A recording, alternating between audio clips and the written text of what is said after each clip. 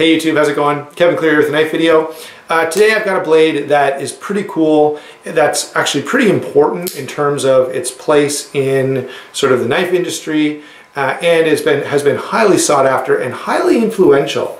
Now what I mean by influential, first of all, is that there are a number of blades that are variations on this design, bigger, smaller, whatever, but a bunch of stuff from Kershaw and Zero Tolerance especially, it has been based on the XM18. They're starting to move away from Rick Hinderer designs, and this last year, 2015, certainly had less Rick Hinderer stuff, but there's still tons of blades out there. The Thermite and the Cryo and the Cryo 2 and the 0560, 0562, 0555, or 0550, and then I think there's 0552 or whatever. Anyway, all the knives from Zero Tolerance that have a 5, that are 05 something, they're all Rick Hinderer designs. There's a whole bunch. I think I forgot there's like a Camber or Ember or something like that. That's a smaller version of the Cryo.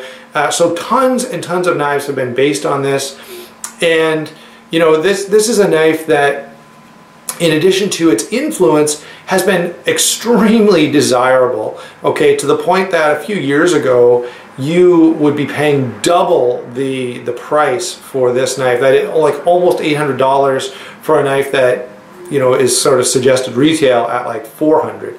Okay, still that's an expensive price, but they are, by the way, at this point they've come down, and you're probably looking between $450 and $500 for an XM18. Okay, and it seems like there are a couple different blade variations, and some of those blade variations are not as popular as others, especially maybe the clip point has not been super popular.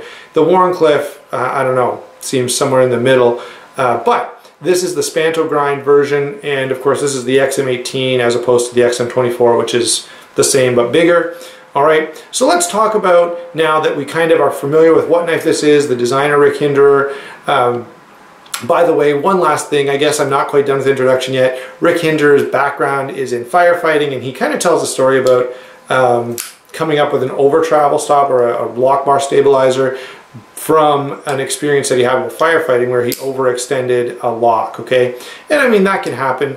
I'm not sure if the story is, how much marketing is involved in that story, but that's part of the background of this knife, that it's designed by, and in some ways for, a firefighter. Okay, now size and weight on this. Now let me just say one last thing, and that is the theme of this video, and the theme I think of this knife is balance. Okay, this knife, you're going to hear me say all the time, really strikes a good balance, and that's going to be true of a bunch of different areas. Okay, it's going to be true of size and weight, it's going to be true of blade shape, it's going to be true of handle, ergonomics, lockup, all those kinds of things. It really does a great job of just striking this balance between overbuilt and hard use and all of that stuff. So why don't we go ahead and get into it, starting with size and weight. The overall length on this is 8 1/4 inches, okay, and that puts us kind of right in that, again, that sweet spot where it's not too big, it's not too small, it's just pretty well right where you want it to be. The handle on this is 4 3/4, and the blade is 3 1/2. Now, you lose a little bit of cutting edge because of this choil. We'll talk about the choil when we get to sort of handle and ergonomics and stuff like that. And finally, the weight on this. Now, the weight is a little heavy for its size. There are 8 1/2 inch knives that weigh considerably less than this, but 5.6 ounces is what you're getting here. And I think if I turn the knife this way and you kind of take a look at just the thickness of the handle and the blade, you realize that 5.6 ounces is pretty reasonable for what you've got here. You got pretty thick titanium, pretty thick blade stock here, and so to get this knife in under 6 ounces is actually pretty impressive. Now, that is, I think, again, one of the things where this knife strikes a good balance. A lot of times with a hard use folder, especially in that price point where you're dealing with high-end productions and mid-techs, they can get pretty heavy. There are a lot of really big, bulky blades out there that way beyond 6 ounces. So 5.6 ounces is pretty nice and makes this carry pretty well. Since we're talking about size and weight, why don't we pull in a couple of comparisons? Okay, and I would think This first knife is one that is kind of in a similar situation to the Hinderer. Very different price point, but this is such a popular knife that it has been and continues to be a little tough to get from time to time. So, you know, if you decide, hey, I want to buy a pair too, you may not be able to just go right out and buy one. You may have to check multiple stores or wait for stock to come in. Now, I think they've become much easier to get your hands on than they were. When I got this one, I don't know, 2 years ago or so, it was really, really hard to find it. Almost everybody was out of stock, and when they did come in stock, they just sell out like crazy. That has died down a little, but this is still a very popular knife. And the same kind of thing is happening with this. This is not quite as popular, so the price point has come down quite a bit. But there they are compared to one another. Obviously, the XM18 is a much heavier knife and a much more, a much stouter, a much thicker, you know, more overbuilt knife. But that gives you a good idea of size, since many, many people are very familiar with the Para 2. One more knife. This is one that begs comparison, and I will do a video comparing these two, but this is the 0562. Pretty much from a straight production knife, this is about the closest thing that you're going to be able to find to an XM18, and, you know, size and weight and even, you know, even handle shape. Now they feel in hand quite different because this handle is quite thick compared to this one. If I put them side by side, you can see that. But this, I would say, is about the closest thing you're going to find anywhere to an XM18 without buying an XM18, okay? So that's size and weight, and those are some comparable blades, just to give you more of an idea. I'm not, because of their price point, because they're production knives, they're not exactly comparable to this, but in terms of size and in terms of popularity, they are, and it may give you an idea. Maybe you've never held an XM18, but you have held a Para 2, so you can have an idea of where that size range lands. Okay, so the blade on this, and we're going to zoom in for this portion, but before we do, I'm going to talk about that balance thing again. The blade on this is a great combination of being hard use, being very strong, lots of steel all the way out to the tip, but also getting a reasonable, now it's thicker than a lot of blades, okay, it's certainly, you know, considerably thicker than the Para 2 or blades like that, but it is a thin enough edge geometry, and it is a good enough grind angle on the secondary bevel that you can cut with this. It slices reasonably well. Okay, so let me zoom in. Actually, before I do, let me just comment what I mean by that. So the grind angle on this is not quite, let's say this is 40 degrees inclusive, you know, the XM18 might be like this. It's just a little bit more than 40 degrees, not a ton more, making it, you know, too obtuse to slice well. Okay, so let's zoom in and I can show you some of the other details about this blade that you might be interested in. There we go. So you can see the Hinderer working finish on this S35VN blade. It is hardened to 61 or 62, and I can tell you my own preference for S35VN is to have it at a higher hardness. You know, I think this is a little harder than, say, Chris Reeve does his S35VN. And S35 is a great steel. I just find it's a great combination of all the things we look for. You know, it takes an edge really well. It holds that edge really well. It seems to be a little smoother, if that makes sense, than, say, S30V. Maybe a little more durable. Of course, you know, corrosion resistance is very good. And the cool thing about the way this blade is finished is that, you know, you can use this day in and day out for years, and when you look at the blade, you're not going to be like, man, this knife has really been used. That finish, it just holds up really well to use over time. And the same kind of finish is on the titanium, so you're not going to get, and you don't see, you know, for example, when these go up for sale, you don't see people describing snail trails and stuff like that on the titanium, because the titanium, the finish is designed to hold up really well, to look the same over a long period of time, even if this is a knife that's used and carried a lot. Okay, so great working finish. You got this nice swedge on top. It's described as a spanto grind, okay, and spanto is, you know, a weird combination of those two terms, tanto and spear point. And you can kind of see where that comes from. You do have this secondary bevel out here at the tip, and that, of course, is specifically designed to make this knife very strong. Okay, there are a couple of other blade shapes and blade grinds available. There's a slicer grind, there's a Skinner grind, there's a Warncliffe, and there's a clip point. All of those are newer. The original was the Spanto grind. Of course, that's the one that's sort of most iconic, and it was definitely the one I wanted. You may prefer one of those others, but I can tell you that from my own experience, this grind is a great combination, okay, because it's extremely strong, it's extremely durable, but you're also getting a knife that slices well. You know, does it slice as well as this blade? Well, no, it doesn't, okay, but certainly it's a capable cutter. It's not like some other hard use knives where the blade is so thick behind the edge that, you know, you're essentially, you know, you've got a hatchet on your hands. This knife performs really, really well for regular EDC tasks, as well as those more hard use tasks where that strength really comes into play. Okay, let's move on and talk about lockup and deployment. I'll stay zoomed in for a minute or two so you can still get a good look at this knife.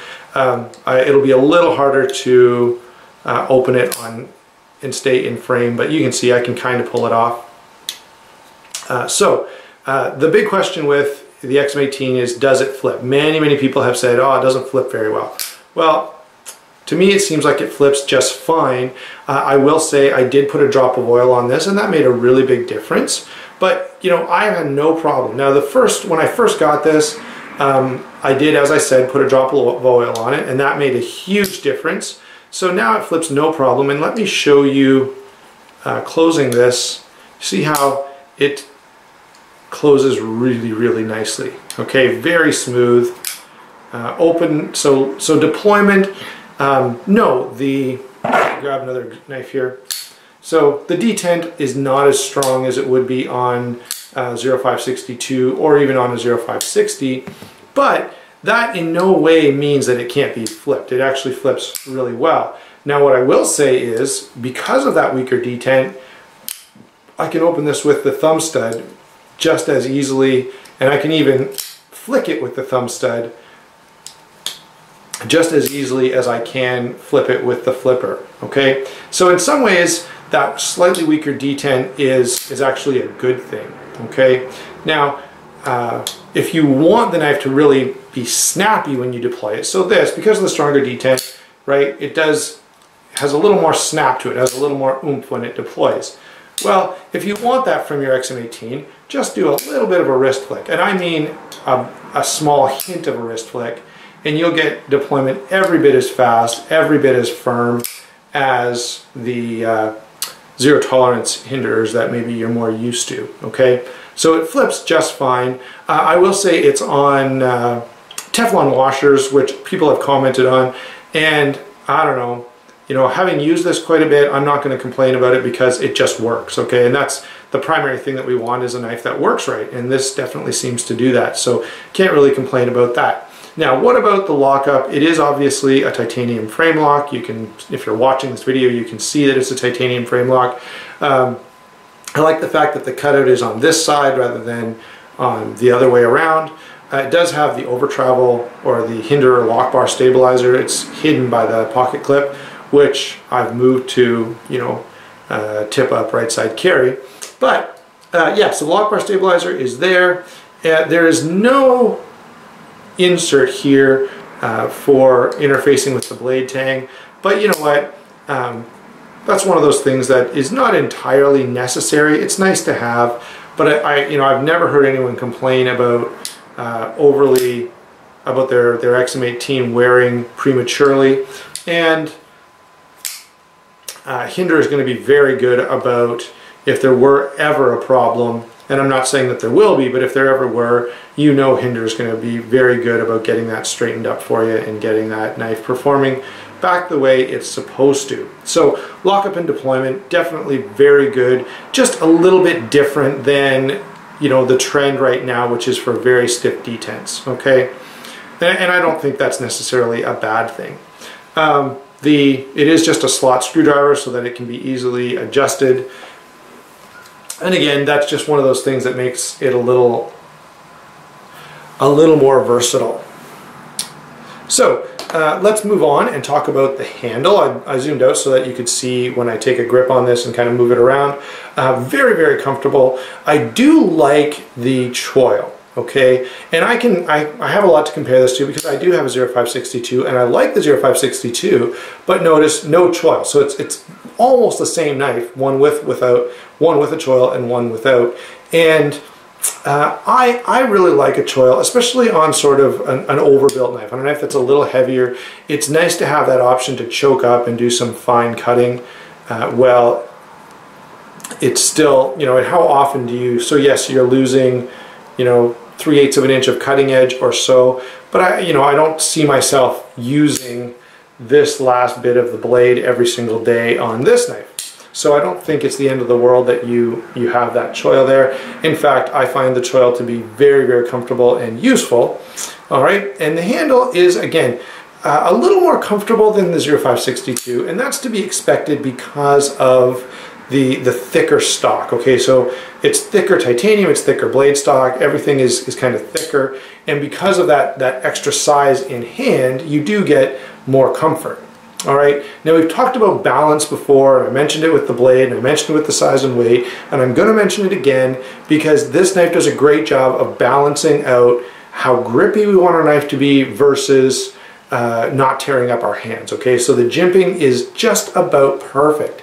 It really locks you in, but at the same time, with use, you're not thinking, man, I'm going to take all the skin off my thumb or off my, you know, the inside of my pinky finger or anywhere else. It's very grippy, you know, it's really, really positive grip when you grab a hold of it, but you're not thinking to yourself, man, I'm going to tear my skin off.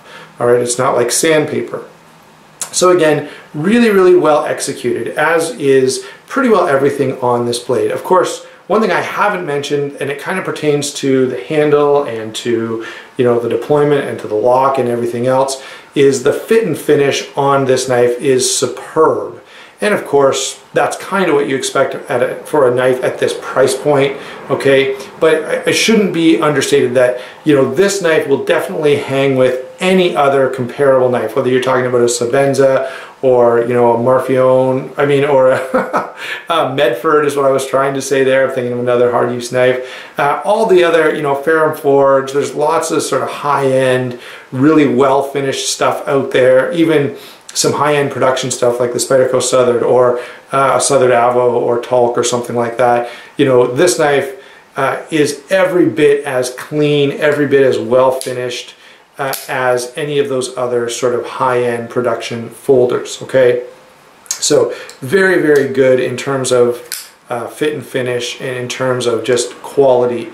And you can see, and I demonstrated it before, but you can see just how smooth that blade is. Really, really impressive. And that's largely a function of extremely good tolerances, okay?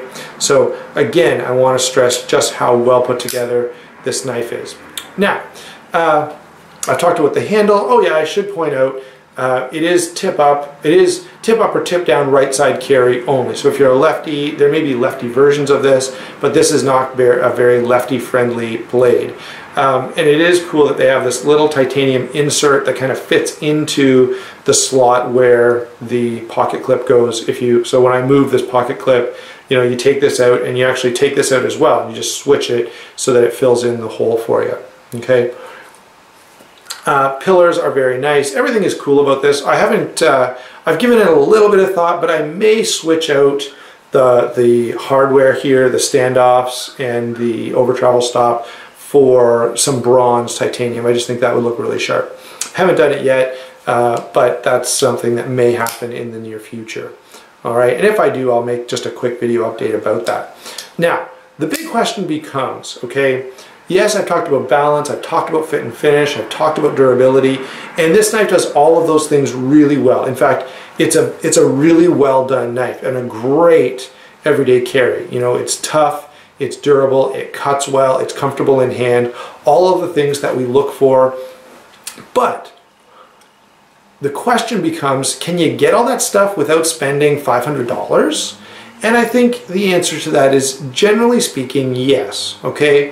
What you're paying extra for is the hand finishing, the extremely tight tolerances, the attention to detail that come from what is almost a mid-tech knife. Like technically this is a production knife, but it's made in a very small production shop. There's only a few employees. It's similar to Chris Reeve knives where, you know, it's not being cranked out of some factory in Taiwan.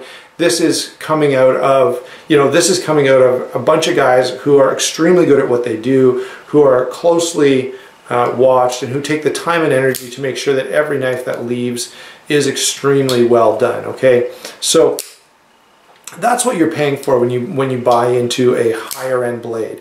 You know, is it true that you could get the same or very close to the same functionality from a bunch of different blades? Sure. You know, I've got my EDC today is a cold steel Code 4, and yeah, is this knife durable, and is it tough, and is it extremely useful? Yeah, sure. And I know I've said all the same things about this, and this one comes in for what, like just over $100, or maybe even just under if you're in the US.